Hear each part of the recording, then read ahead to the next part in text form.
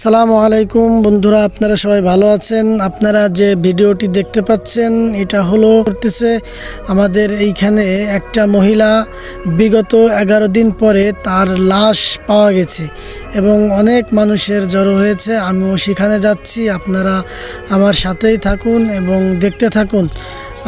ঘটনাস্থলে গিয়ে আমরা জানতে পেরেছি সন্তানের হাতে মায়ের খুন হয়েছে এবং ওই সন্তান নাকি মাকে মেরে বিগত 11 দিন আগে মেরে মাজায় ইট বেঁধে পানির ভিতরে ডুবিয়ে রেখেছে এবং রেখে সে পালিয়ে গেছে।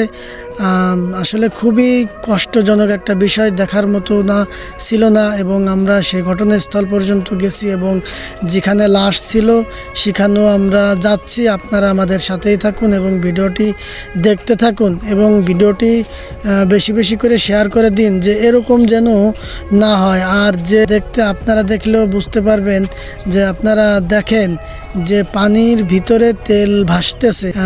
যিনি মারা গেছেন বিগত 11 দিন ধরে পানির ভিতরে রয়েছে, যার কারণে পানি যে তেলটা শরীরের যে তেলটা ভাসতেছে এবং দেখা যাচ্ছে জুম করলে ওই যে পাটা, ওই পাটাই হচ্ছে তার, এবং সে অনেক পরিমাণের সে অনেকটা বেশি সাদা হয়ে গেছে এবং পচে গেছে, দুর্গন্ধ বের। আমাদের পুলিশ মানে প্রশাসন তিনারাও এসেছেন এবং তিনারা তাদের কার্যক্রম চালিয়ে যাচ্ছেন এবং অনেক মানুষ দেখা কোন যুগে চলে আসলাম এবং কোন যুগে এসে আমরা বসবাস করতেছি, যে শেষ পর্যন্ত সন্তানের হাতে মায়ের খুন এটাও দেখতে হচ্ছে। ভাই, খুবই দুঃখজনক এবং কষ্টজনক একটা বিষয়। এরকম সন্তান যেন কারো ঘরে জন্ম না হয়। ভাই বন্ধুরা, আপনারা দেখতে পাচ্ছেন যে লাশের ওখানে পরিষ্কার করা হয়েছে এবং দেখা যাচ্ছে যে সে পচে এবং ফুলে ভেসে উঠেছে। বন্ধুরা, আমার এই ভিডিওটি একটু বেশি বেশি করে শেয়ার করে